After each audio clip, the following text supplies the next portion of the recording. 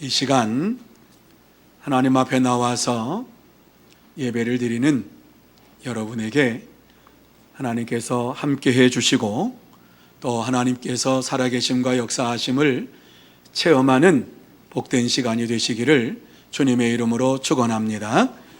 그래서 이 시간 나오신 여러분 모두 다 꼭 주의 음성을 듣고 주의 말씀을 마음에 새기면서 이 한 주간 동안 승리의 삶을 사는 여러분이 다 되시기를 바랍니다. 오늘 귀한 말씀을 통해서 애통하는 자는 복이 있나니 하는 이러한 말씀을 가지고 함께 은혜를 나누려고 합니다. 예수님께서 말씀하신 산상보훈 또 산상수훈 이렇게 말씀을 할 수 있는데, 이 말씀은 마태복음 5장에서 7장까지에 나와 있는 내용을 산상보훈이라 이렇게 말씀을 합니다.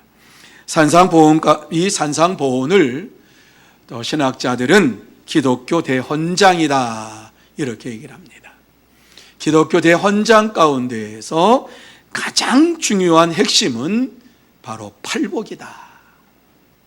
그래서 이 팔복은 구원받은 자가 이 땅에서 살아가는 동안에 절대적인 삶의 지표와 기준이 된다 이렇게 말씀을 드릴 수 있어요. 이것은 구원받은 자들이 사는 동안에 정말 어떻게 살아야 하느냐 하는 것을 잘 말씀해 주고 있어요. 팔복을 통해서 하나님께서는 믿는 자들에게 복을 주시기를 원하시는 분이신 것을 다시 한번 이 말씀을 보면서 확신하고 마음에 새겨넣는 시간이 되시기를 바랍니다. 이 팔복을 볼 때에 조금 우리의 마음속에 이 세속적인 세상에서 말하는 불행이 예수님께서는 전부 복이 있는 것이다 이렇게 말씀을 하고 있어요. 그래서 이 세상 사람들이 보는 눈이 아니라 주님이 보는 눈으로 이 모든 것을 볼 때에 주님의 크신 은혜와 축복을 받게 되어 있다는 것이지요. 그렇습니다, 여러분. 주님이 주신 이 축복은 우리가 이 땅에서 누려야 될 기본적인 축복이요, 계속해서 누려가야 할 축복인 줄로 믿습니다. 자, 그렇다고 하면 애통하는 자는 복이 있다. 여러분, 이 말씀이 이해가 되십니까? 애통하는 자가 복이 있다. 상식적으로 이 말씀을 보면 이해가 안 되는 말씀이에요. 어떻게 슬픔 가운데에 애통하는 가운데에 복이 있다라고 말씀을 하실까? 애통이라고 하는 것은요, 창자가 끊어지는 듯한 아픔과 뼈를 깎는 듯한 고통이 수반되는 슬픈 상태를 애통이라 이렇게 말하는 거예요. 언제 이러한 상태가 이루어집니까? 사랑하는 사람을 먼저 보낼 때에, 아니 가장 사랑하는 자녀를 먼저 보낼 때에, 말할 수 없는 이러한 일들이 부닥쳐가지고 다른 사람에게 해명하고 싶어도 해명하지 못하는 그러한 가운데에 처해 있을 때에 정말 이러한 마음이, 애통하는 마음이 우리에게 들지요. 그런데 예수님께서는 이러한 슬픔 가운데 있는 자가 복이 있다라고 말씀하시는데, 예수님께서 말씀하시는 이러한 애통이라고 하는 것이 무엇인가 하는 것을 생각하면서 은혜를 받는 시간이 되기를 원합니다. 여러분, 어려운 일을 당하고 슬픈 일을 당할 때에 세상 사람들은 그 애통의 순간에 인생의 마지막 순간이라고 생각하며 생명을 끊어버리는 자들도 있습니다. 하지만 그리스도인들은 어려움을 당할 때에 그 어려움 속에서 하나님을 만나게 되고 영생의 축복을 맛보게 되는 이러한 시간을 갖게 되는 것입니다. 그렇다면 예수님께서 오늘 이 말씀하신 애통하는 자는 복이 있다라고 하는 말씀의 의미가 무엇인가? 이 말씀 속에서 저는 두 가지로 여러분에게 말씀을 드리려고 해요. 애통하는 자는 복이 있다라고 말씀하시니 애통이 무엇이냐? 제일 첫 번째로 자신의 죄에 대해서 애통하는 것이다. 이렇게 말씀을 해주고 있는 것입니다. 자, 우리 같이 한 목소리로 읽습니다. 시작. 자신의 죄에 대하여 애통하는 것입니다. 여러분, 자신의 죄에 대해서 애통하는 이러한 순간이 여러분에게 있었습니까? 자신의 죄에 대하여서 하나님 앞에 정말 대글대글 거리면서, 아니 눈물 콧물 흘리면서 내가 죄인입니다라고 하는 그러한 순간이 여러분에게 있습니까? 여러분, 죄에는 두 가지가 있습니다. 스스로 짓는 죄, 이것을 자범죄라고 하지요. 이 세상에 살면서 스스로 죄를 짓고 삽니다. 한 사람도 죄를 안 짓고 사는 사람 없어요. 우리는 다 죄를 짓고 살아요. 이러한 스스로 짓는 자범죄가 우리에게 있고, 태어나면서 죄를 가지고 나는 원죄가 있어요. 아담과 하와 이후로 아담이 하나님의 말씀을 어기고 따먹지 말라고 하는 실과를 따먹음으로 인하여서 그가 죄를 범했고, 그 죄 때문에 에덴 동산에서 쫓겨났어요. 그 이후에 모든 사람이 죄 가운데 태어나게 되었어요. 이러한 죄의 모습을 가지고 하나님 앞에서 애통하는 이러한 심령을 가지고 살았느냐 하는 거지요. 아니, 어떠한 한 순간에 내가 그러한 순간이 있었느냐라고 하는 것이지요.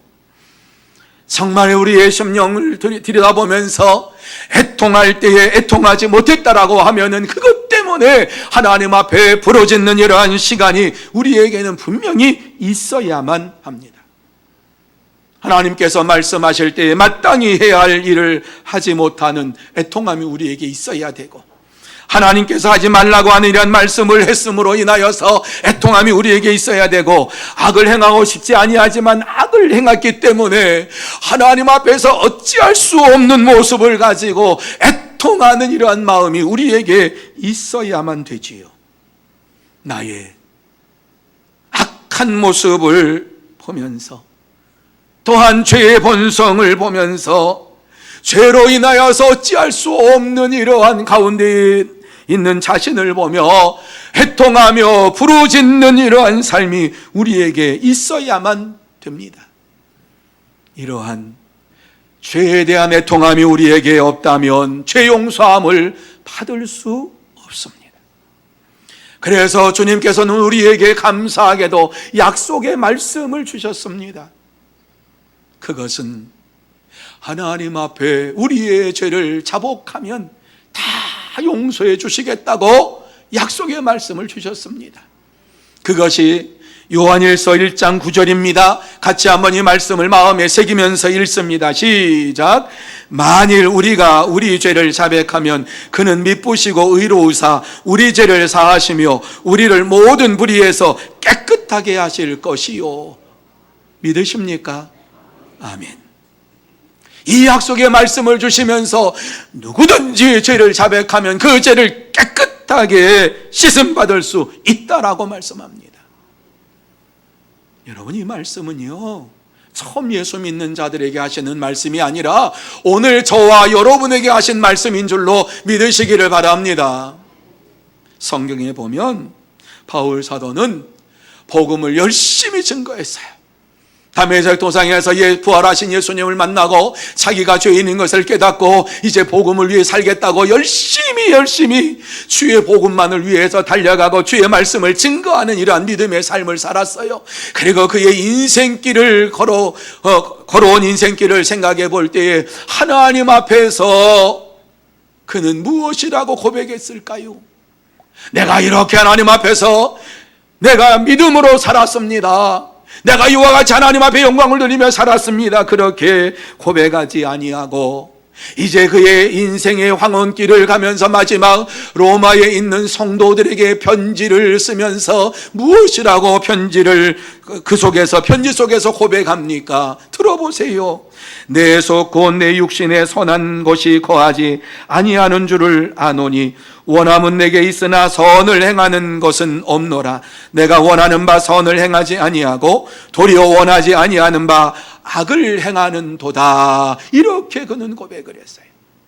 여러분, 바울만큼 믿음으로 살려고 몸부림친 사람이 없어요. 누구도 바울만큼 이렇게 이 시대에 살아가면서 내가 주를 위해 살겠습니다 이렇게 헌신하며 살아가는 사람이 아무도 없어요.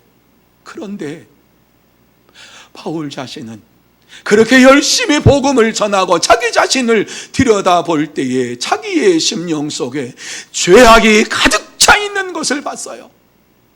선을 행하고 싶지만 선을 행하지 못하고 악을 행하는 이러한 모습이 자기에게 여전히 있음을 보았어요. 그러기 때문에 그는 오라, 나는 공고한 사람이로다. 이 사망의 몸에서 누가 나를 건져내랴 이러면서 한탄하고 탄식하면서 자기 자신의 죄성을 바라보면서 누구도 나의 죄를 용서해 줄 수가 없다, 내가 이와 같이 죄인이다 이러면서 고백을 하고, 그러면서 마침내 그는 무엇을 선포합니까? 우리 주 예수 그리스도로 말미암아 하나님께 감사하리로다. 우리 주 예수 그리스도로 말미암아 하나님께 감사하리로다.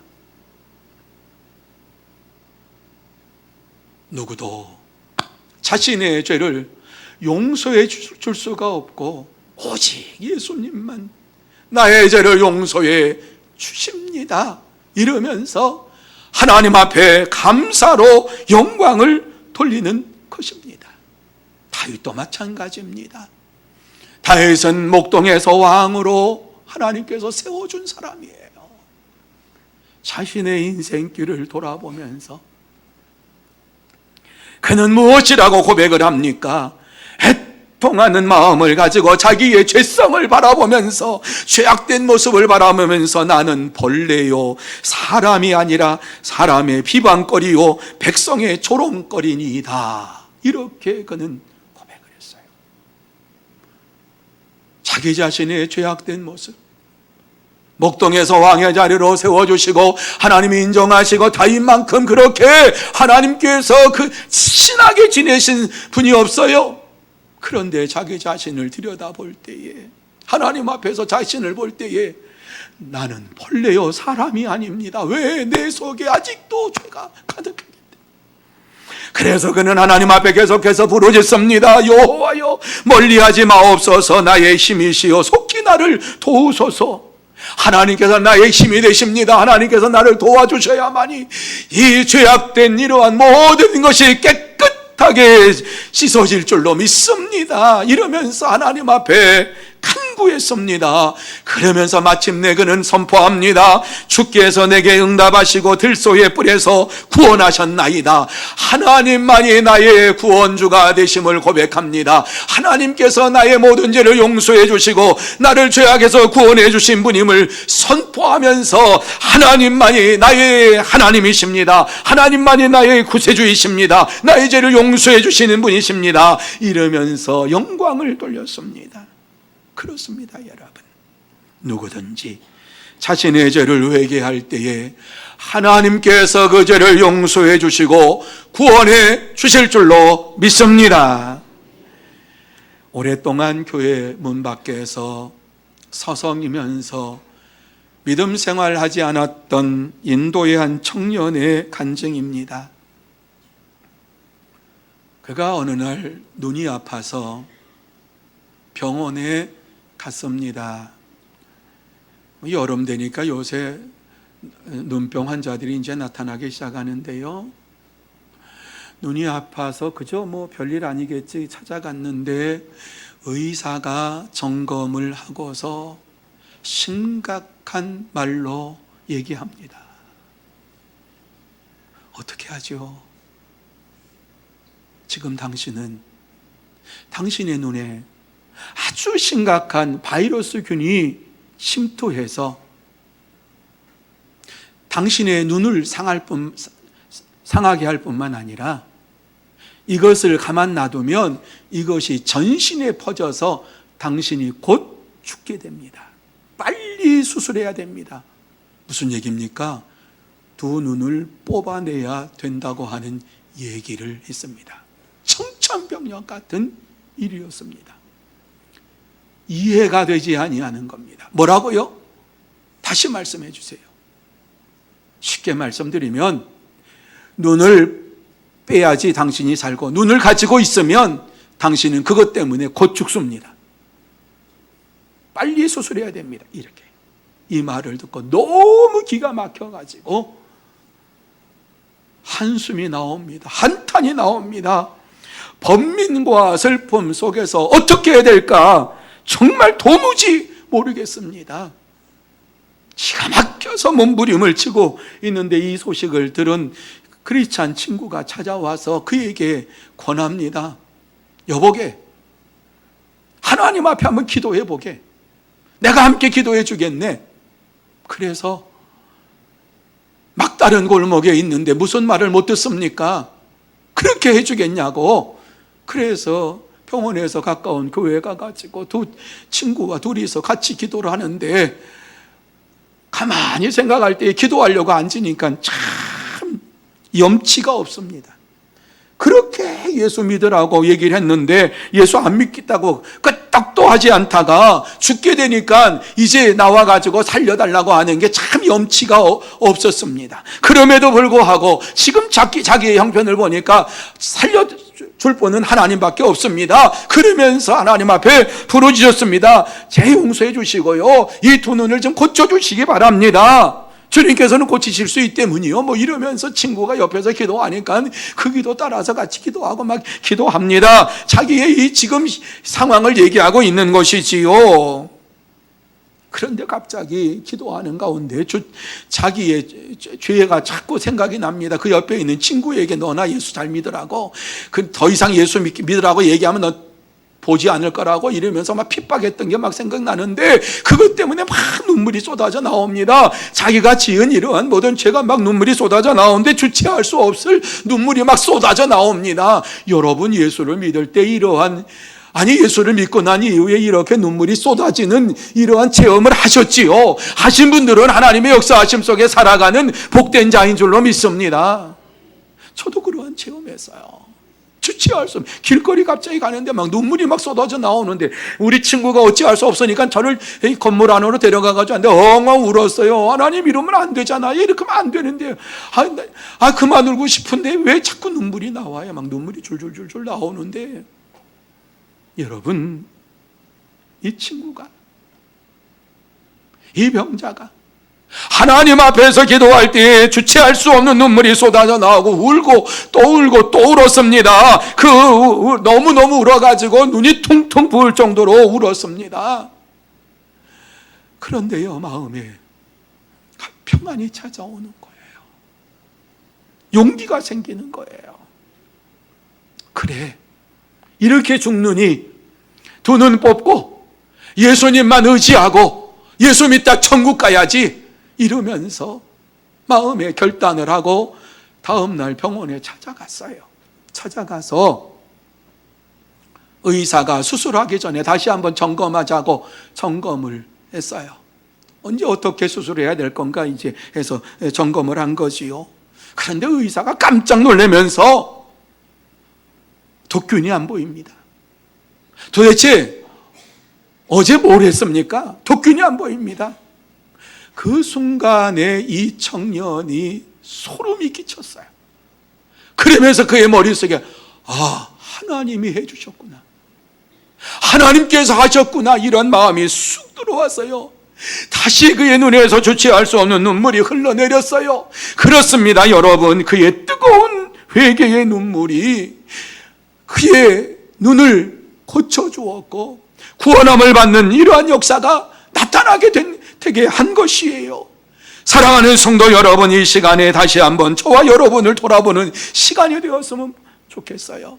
나의 죄에 대하여서 가슴 아파하면서 정말 애통하는 이러한 심정으로 하나님 앞에 기도했던 순간이 있는지, 나 때문에 예수 그리스도께서 십자가에 돌아가셨다라고 하는 사실이 진짜로 믿어지는지, 그렇다니까 그런 게 아니라 예수님께서 십자가에 돌아가신 것이 내 죄 때문에 그랬구나 하는 이러한 사실이 믿어진다면 그 사람은 하나님의 은혜 가운데 있는 사람이요 구원받은 사람인 줄로 믿습니다. 찬송가 작가인 아이작 왓츠는 자기가 구원받은 것이 너무너무 감사해서 이렇게 하나님 앞에 찬양으로 영광을 돌렸습니다. 나 십자가 대할 때에 그 일이 고마워. 내 얼굴 감히 못 들고 눈물 흘리도다. 늘 울어도 눈물로써 못 갚을 줄 알아. 몸밖에 드릴 것 없어 이 몸 바칩니다. 이렇게 하나님 앞에 영광을 돌렸어요. 그렇습니다. 자신의 죄를 가지고 애통하는 자는 반드시 구원함을 받게 됩니다. 그러므로 여러분도 자신의 죄를 생각해 보면서 정말 내가 주님 앞에 나의 죄를 가지고 회개한 적이 있는가, 애통한 적이 있는가 하는 것을 생각하면서 다시 한번 하나님 앞에서 애통하며 구원의 기쁨을 가지고 이 땅에서 하나님 앞에서 영광을 돌리는 여러분의 삶이 되시기를 예수님의 이름으로 축복합니다. 두 번째로, 타인의 죄에 대하여 애통하는 것이다, 이렇게 말씀을 하고 있습니다. 예수님께서 말씀하시는 애통하는 자는 복이 있다라고 하는 것은 나의 죄 때문에 애통하는 것, 그것 이상이던데 다른 것이 무엇이냐? 다른 사람의 죄를 대하여서 애통하는 것이다, 이렇게 말씀합니다. 같이 한번 읽습니다. 시작. 타인의 죄에 대하여 애통하는 것입니다. 그렇습니다, 여러분. 누가 다른 사람의 죄에 대하여서 애통함을 가지고 기도할 수 있습니까? 그 영혼의 죄 사함을 간구할 수 있습니까? 내가 죄 사함을 받았다라고 하는 확신이 있는 자가 다른 영혼을 위하여 기도할 수가 있는 것입니다. 내가 내 죄 사함을 바꿔서 하나님께서 나를 구원해 주셨다라고 하는 확신이 있을 때에 다른 사람을 바라볼 때에 저렇게 살다가는 지옥 가는데, 저 사람이 저렇게 살다가는, 예수 안 믿고 살다가는 지옥 가는데, 이러한 마음이 생겨서 그 사람을 위하여서 간구하며 기도할 수가 있는 것입니다. 예수님께서도 이 땅에 오셔서 죄 짓고 살아가는 이러한 인생들을 바라보시면서 애통하는 마음으로 무엇이라고 외치셨습니까? 회개하라, 천국이 가까이 왔느니라, 이렇게 말씀했습니다. 여러분, 회개하라고 하는 이 말씀이 무엇입니까? 너의 죄를, 잘못을 자백하고 하나님 앞에 나오라고 하는 것입니다. 이 말씀을 잘 생각해 보세요. 회개하라, 천국이 가까이 왔느니라. 회개하지 아니하면 천국이 없다, 이런 말씀 아닙니까? 그렇습니다. 예수님의 말씀을 듣고 회개한 자가 다른 사람의 죄를 보고 애통하며 기도할 수가 있는 것입니다. 그러한 자가 진짜 구원함을 받고 이 땅에서 하나님의 사람으로 또 사명을 감당하는 하나님의 백성인 줄로 믿습니다. 여러분, 에스겔 9장 3절 이하에 보면 예루살렘 성에 있는 다른 사람을 위하여 애통하며 기도했던 자들이 구원함을 받은 사건을 여러분 보셨습니까? 하나님께서 에스겔에게 환상을 보여주시는데 한 천사에게, 먹그릇을 찬 천사에게 말씀을 합니다. 예루살렘 성읍 중에 다니면서 그 가운데서 모든 가증한 일로 인하여 탄식하며 우는 자의 이마에 표를 그리라. 예루살렘의 죄악을 보면서 그 죄악을 가슴에 품고 기도하는, 울면서 애통하며 기도하는 이러한 자의 이마에 표를 하라, 이렇게 말씀을 하셨어요.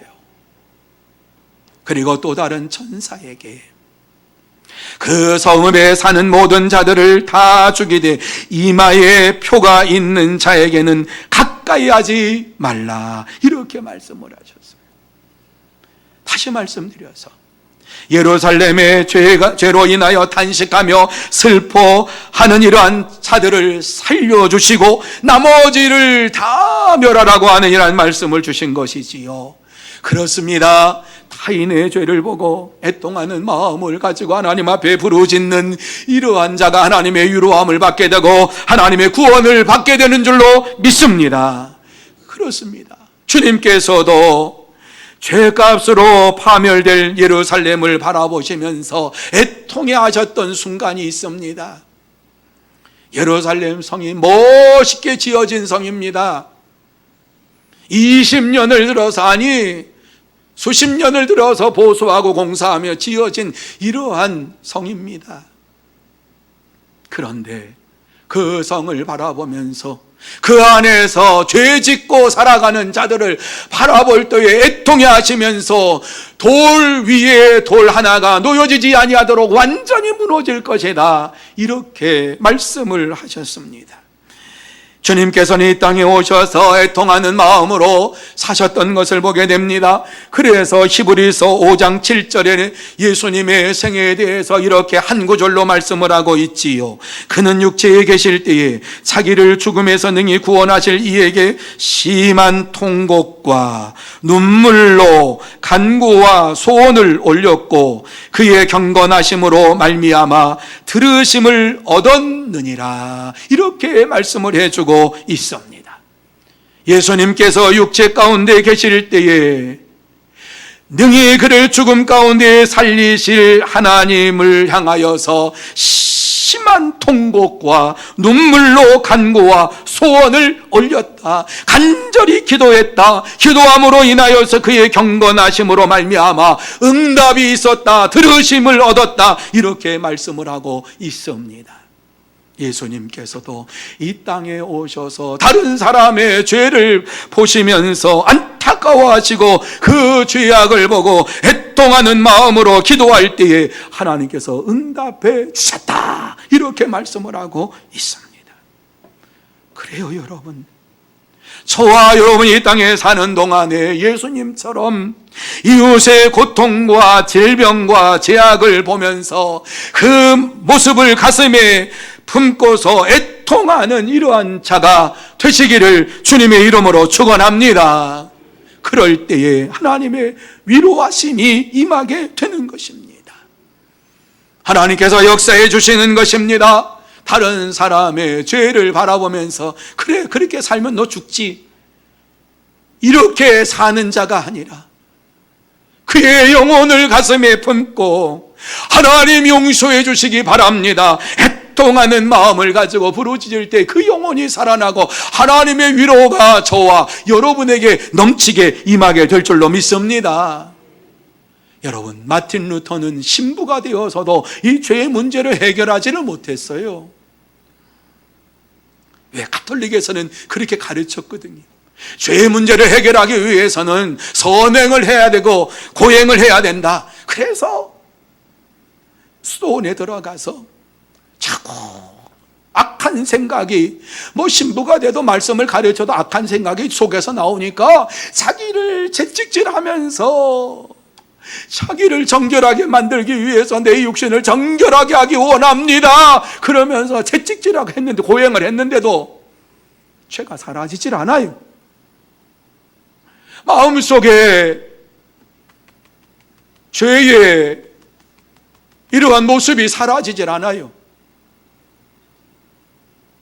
얼마나 괴로웠던지 그렇게 수일을 지나면서 하나님의 말씀을 보는데 하나님의 말씀 가운데에서 오직 의인은 믿음으로 말미암아 살리라고 하는 이 말씀이 그의 심령 속에 쑥 들어옴으로 인하여서 그렇구나, 믿음으로 죄사함을 받는구나. 고행을 해서 선행을 해서 죄사함 받는 게 아니고 믿음으로 죄사함 받는구나.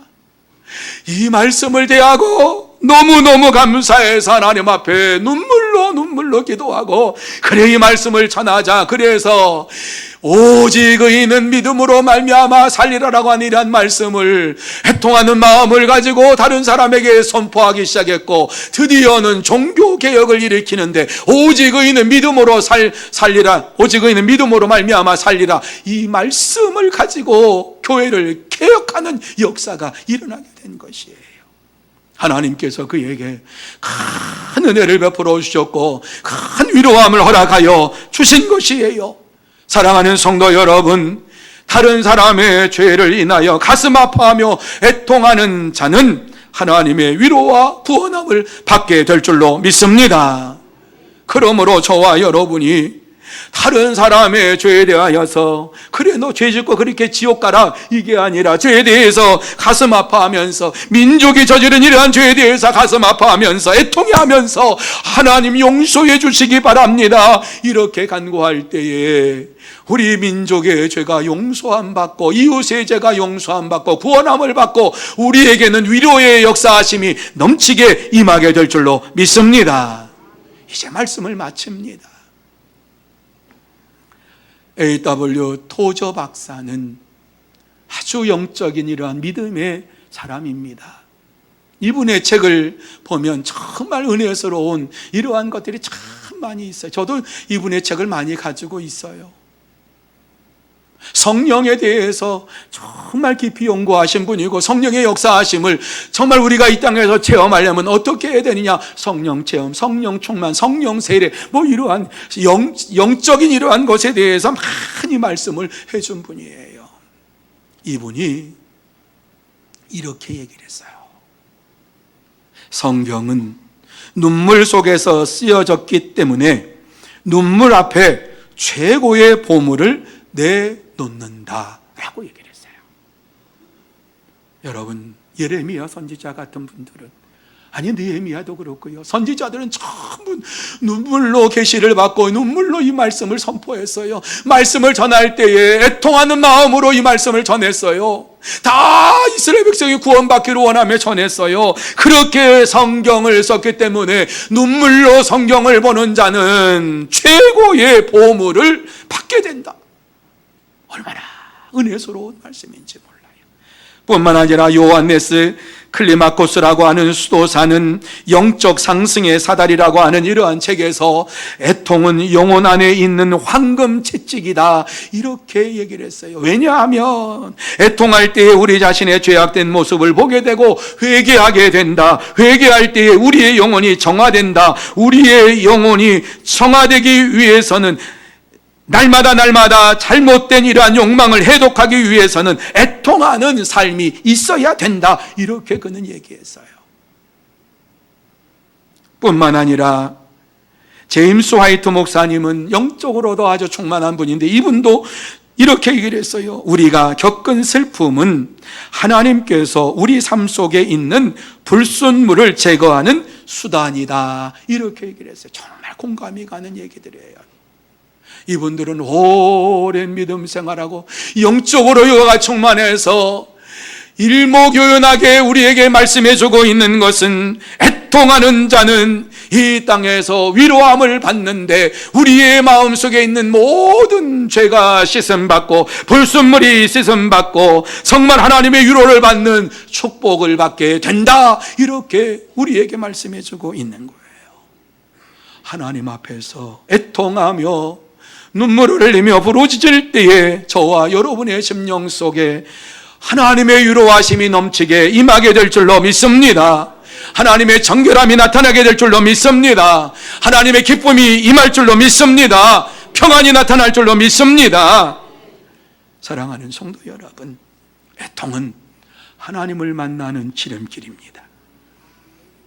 애통은 사람의 마음을 열게 하는 이러한 하나님의 놀라운 도구입니다. 그래서 하나님 앞에서 우리의 마음이 닫혀 있을 때에 애통하는 마음을 달라고 간구하며 눈물로 기도할 때에 저와 여러분의 심령이 활짝 열려져서 하나님의 영광을 보게 되고 회개하고 하나님을 주시는 은혜의 말씀을 듣게 될 줄로 믿습니다. 이것이 바로 하나님이 우리에게 주시는 위로입니다. 여러분, 위로라고 하는 말은 우리말에는 그저 위로입니다만은 헬라어에는 이 말인 두 단어가 합성이 된 겁니다. 파라칼레오라고 하는 이러한 말을 쓰는데요, 파라라고 하는 것은 곁으로라고 하는 말이고요, 칼레오라고 하는 것은 부르다라고 하는 이러한 말씀이에요. 그러니까 애통하는 자는 어떠한 자냐? 주님께서 곁으로 불러주신 자다, 이러한 말씀이지요. 그렇습니다. 이 땅에 사는 동안에 가장 큰 복이 무엇이라고 생각합니까? 주님 곁으로 더 가까이 가는 것보다 더 큰 축복이 있습니까? 오늘 그러한 축복을 받기 위해서 저와 여러분이 이 자리에 나온 것 아닙니까? 그렇다면 이 시간에 통하는 마음으로 하나님께 더 가까이 나아가는 믿음의 삶을 살 수 있도록 간구하며 부르짖는 저와 여러분이 되어야 될 줄로 믿습니다.